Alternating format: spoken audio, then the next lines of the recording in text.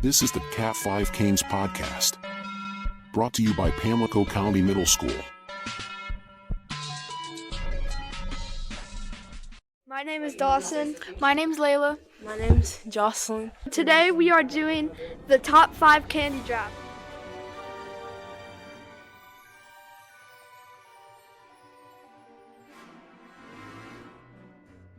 The first pick today will be from Layla, second pick Jocelyn, third pick Dawson.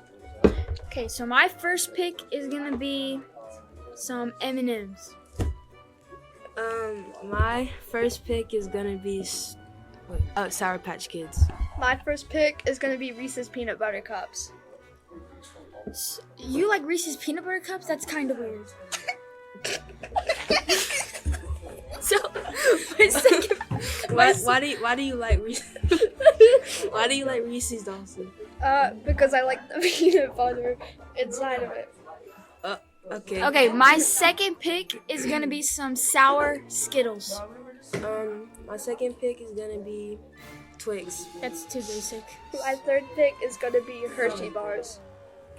Boring. With the ones with the Like the almonds regular or ones? the regular The ones? regular ones. Okay. My third pick is gonna be some Skittles. My third pick is gonna be Nerds, like the. My colored third ones. pick is going to be Butterfinger. My fourth pick is gonna be the Nerds gummy clusters. My fourth pick Tropical is flavor, by the way. You should definitely get them. I like the regulars better.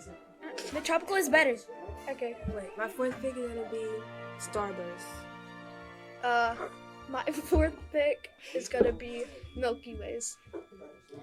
And for my last pick is gonna be the Hershey's bar with the almonds in them. Ew, almonds So are delicious. disgusting. That's so You're nasty. Don't say that. Next. Oh, my last pick is gonna be. I forgot what I was gonna say. Like the Hershey Kisses things. My last pick is going to be Sour Straws. And That's all. That'll wrap it up. Thank you guys Thank you so for much. tuning in. Thank you.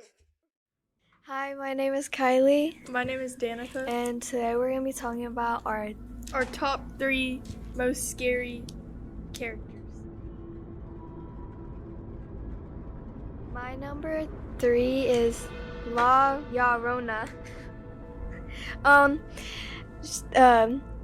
She is the spirit of a woman that died of sorrow after her children were killed, either by herself or by her family.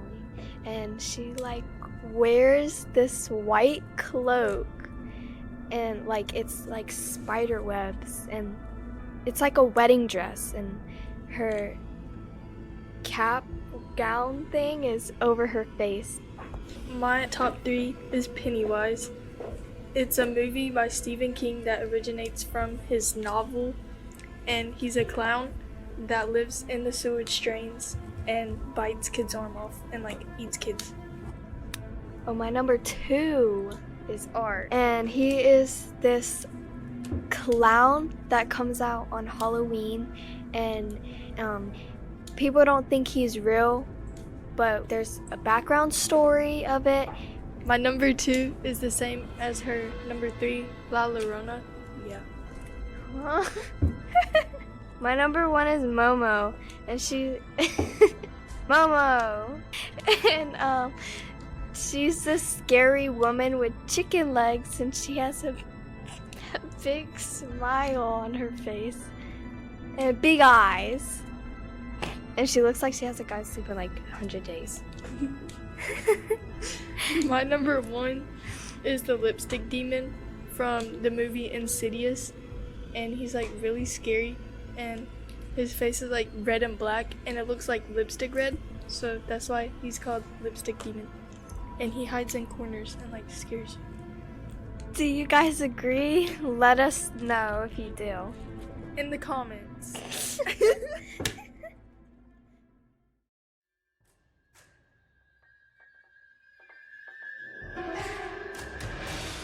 My name is Kinley Small. The person who is behind the camera is named Kylee. Today we will be reading a scary story. It is called The West Road Light and Aurora. The story is that a man was hanged from an old tree on West Road.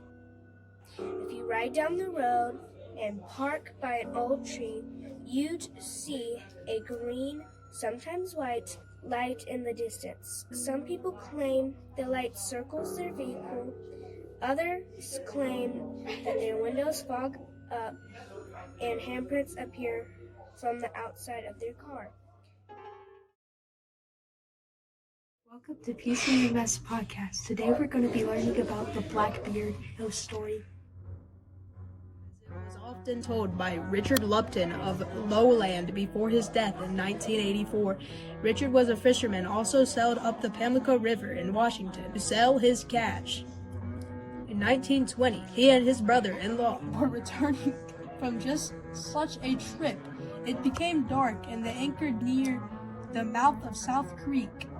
Just settling down to sleep, they began hearing noise out the deck, as if some or something was trying to pull the anchor. After searching the boat, they found nothing. They returned to bed but left the windows and hatch open so to better hear anything happening on the deck. After only about 10 minutes, Richard awoke to Hinkle screaming and gasping for breath. "Somebody had me by the throat," Hinkle said. "I could feel his breath on me. By now, shaken." The pair inspected the boat and found nothing. After quite a while, they decided to give sleeping another shot. In only a few minutes, whatever it was attacked Richard. It got a hold of me good. It jammed me up in the bunk and started choking me. I couldn't even get up until Hinkless got to me. By now, sleep was out of the question. They pulled the anchor up and sailed into the darkness toward Pamlico Sound. Richard Lupton said, "I have every idea we were anchored right over some of Teacher's treasures. I believe it as much as I am sitting in this chair. I couldn't see it, but I can feel his hands on my throat today. People say he buried his treasures along the shoreline, and I think we anchored right on top of it." This is the story of the ghost in the old yellow house. While my family was building our new house on the family farm, we were living in a house on Olympia Road in Pamlico County. My great-great-grandfather built this house in 1914. It was 2008. I was in 5th grade and I had walked upstairs to my room to go to bed that night. Everyone's bedroom was upstairs. My sister, Cece, and I shared a room together and slept on bunk beds. I slept on the top and Cece slept on the bottom. I had woken up in the middle of the night and sat up and looked towards the bedroom door. The door was open, and standing in the doorway was a tall black shadow of a man wearing a top hat. People asked me what did I do after I saw this man, and why didn't I run to my parents' room? I was extremely scared, so after I saw this, I just threw my covers over my head to stay hidden and tried my best to stay quiet so that hopefully it wouldn't hear me. The figure was blocking the doorway. I don't know why people thought that I would just run through the ghost to get my parents. I was too scared to do that. The next morning, I woke up and didn't say anything. It was until after my siblings and I had gone home from school that afternoon that my brother Zach said to me, "I saw a ghost last night." "So did I. What did it look like?" I asked. "It was a tall black shadow of a man wearing a hat. It walked past my door, heading to your bedroom," he said in a small whisper. Another night I woke up and I looked to my right, saw it again. Walking beside our bunk bed. It looked as if he was walking to crouch down by Cece's bed. The next morning, I didn't say anything again, but Cece spoke up. She said she'd woken up and went to get out of her bed last night, but when she flipped over to her right side to get out of her bed, she saw a black shadow. A really tall man wearing a hat had sprawled out in her chair, sitting right next to her bed. My parents later found out about the ghost when they overheard us talking about it, but when we told them, my mom didn't believe us. And then she looked at our dad's face. "I saw it too," he said. He told us that he was lying in bed with Zach and had seen the same description of the ghost walk up the stairways, then turn around and go back downstairs. Mom later said if I ever see it, we're allowed to leave his house. Mom never saw a ghost, but she did wake up in the middle of the night to the sound of someone throwing up. She grabbed the trash again and ran to all three of our rooms, expecting to see one of us three kids sick to our stomach. All three of us were still asleep. Another night, she woke up and heard the music playing on the piano, which was downstairs, and was asleep. None of it was ever explained. About 2 years ago, I was helping Papa upload all pictures to his laptop. I was looking through them, saw a picture of a tall, skinny man wearing a hat. Said, "Is that Abby?" At first I did. I immediately said, "That was the ghost."